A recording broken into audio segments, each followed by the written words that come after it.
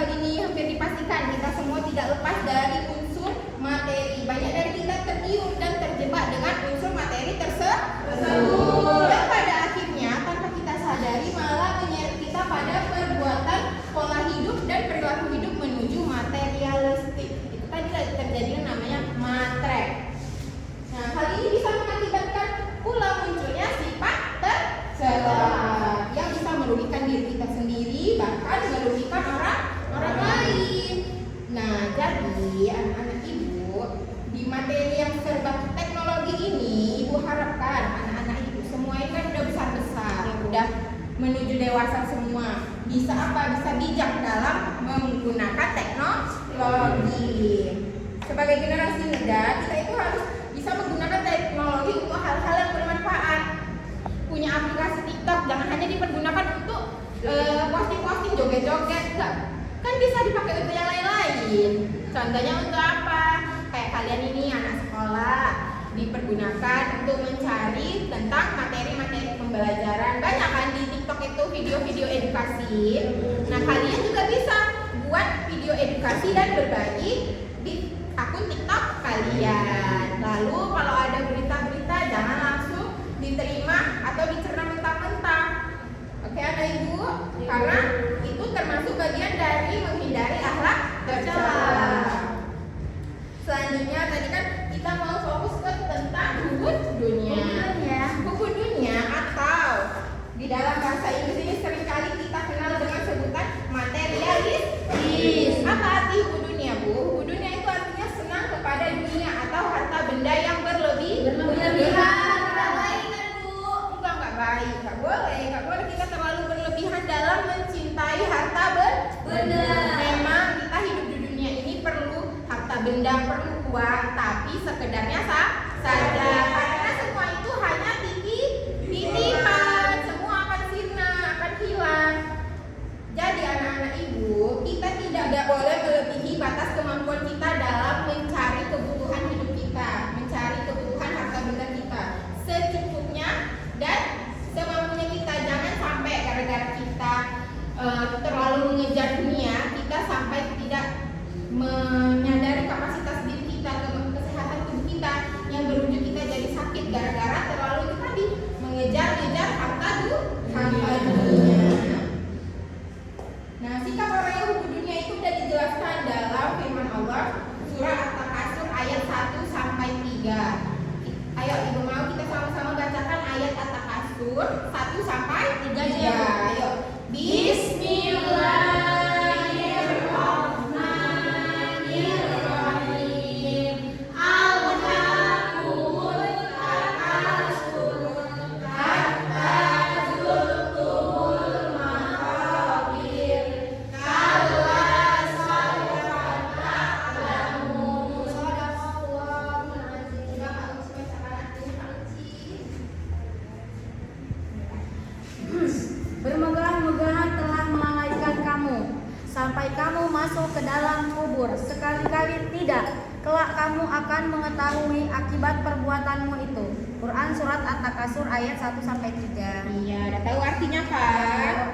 Nah, ke dunia ini nak semuanya bersifat sementara dan akan berakhir karena tidak abadi. Manusia hidup di dunia dibekali oleh Allah Subhanahu wa taala sifat yang cenderung kepada ke duniawi. Iya, dengan duniawi. Kita sendiri pun begitu kan? Karena kita memang manusia. Jadi bagi kita semua mau jadi orang-orang yang beriman kan anak-anak ibu? Iya, Bu. Ya, beriman, mendapatkan rahmat Allah, maka kita harus bisa mengendalikan sedemikian rupa supaya apa? Supaya kita tidak seperti orang-orang hubu dunia tadi terlalu cinta akan harta dunia. Kita harus bisa menjadikan harta dunia kita ini yang kita miliki ini sebagai sarana untuk kita beribadah kepada Allah. Nah, anak-anak ibu, tadi sudah kita pahami tentang pengertian hubu dunia dan dalilnya. Oke, sekarang ibu mau menjelaskan tentang bentuk dan contoh hubu dunia.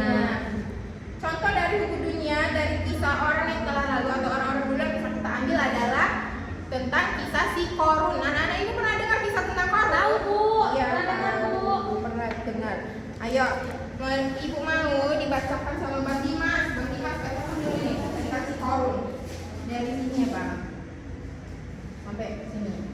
Ibu. Oke. Pada Bang, karena dari kawannya. Allah Subhanahu wa taala menerangkan sikap orang-orang yang mendambakan kemewahan dunia semata sebagaimana yang telah dimiliki Qarun.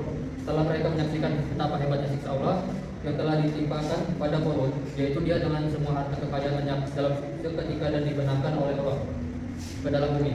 Tidak ada yang menolongnya karena mereka menyadari bahwa ternyata kemewahan duniawi yang tidak diridhoi Allah tidak ada manfaatnya sama sekali bagi pemiliknya. Allah Subhanahu wa taala memberikan suatu kepada siapa yang dikehendakinya.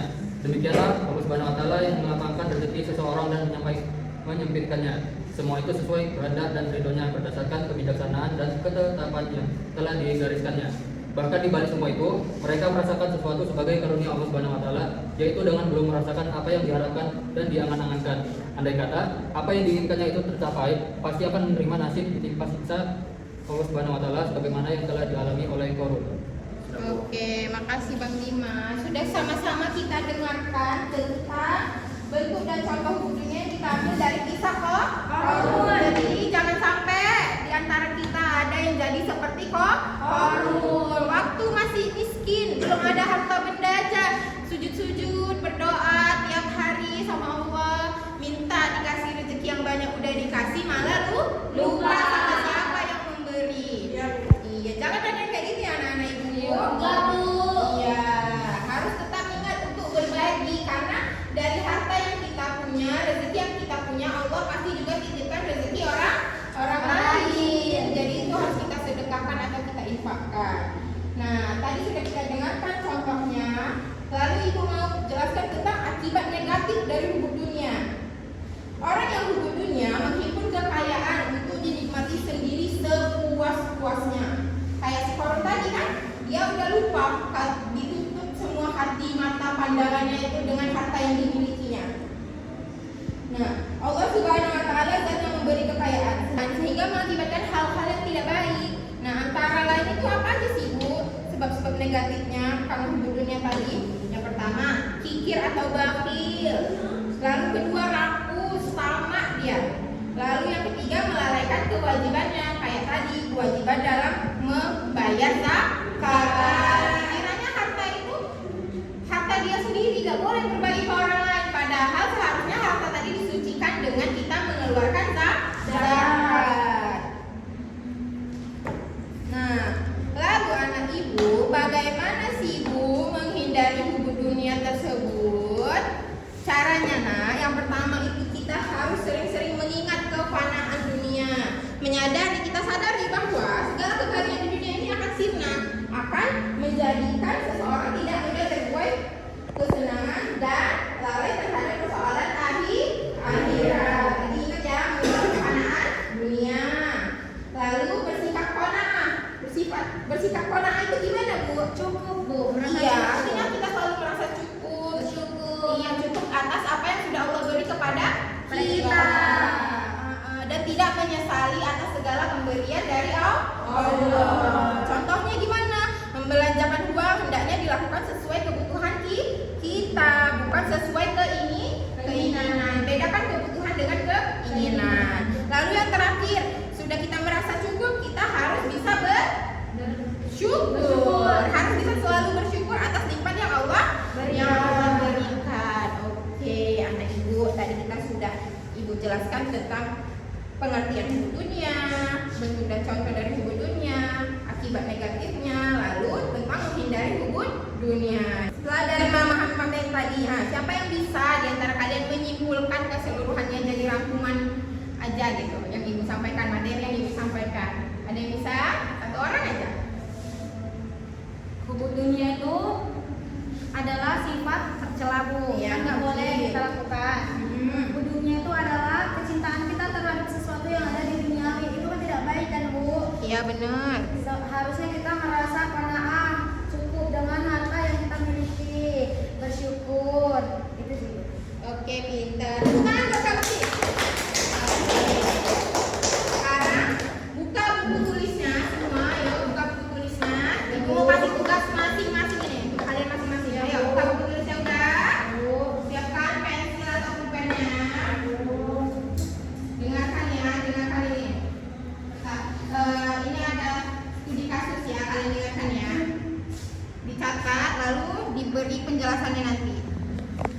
orang memiliki rezeki masing-masing. Rezeki memang tidak hanya berupa uang, akan tetapi ketika kita memiliki uang, pergunakanlah dengan bijak. Jangan sampai uang yang kita miliki menimbulkan perilaku tercela. Nah, yang pertama tugasnya, jelaskan sikap hubu dunia yang diakibatkan karena uang. Udah, ibu ulangi ya soalnya ya. Jelaskan sikap hubu dunia yang diakibatkan karena uang. Udah ditulis semua? Nah, yang kedua, tuliskan hal-hal yang termasuk bijak dalam menggunakan uang. Udah? Udah? Udah. Sekarang yang ketiga, mengapa kita harus bijak dalam membelanjakan uang? Sekali lagi ibu ulangi soalnya. Mengapa kita harus bijak dalam membelanjakan uang? Sudah selesai dicatat soalnya? Sudah, sekarang ibu kasih waktu kalian jawab soal dari ibu sekarang ya nak. Ayo selesaikan nak. A few minutes later. Sudah? Udah bu. Oke. Udah ya, udah 5 menit ini. Ibu kasih waktu 5 menit ya. Udah 5 menit waktunya berlalu. Ayo kumpulkan, siap tidak siap. Ayo kumpulkan. Ayo kumpulkan ke depan anak-anak. Ayo. Oh ibu banyak juga dia mesti jalan ini memang. Mbak ini sini. Sini.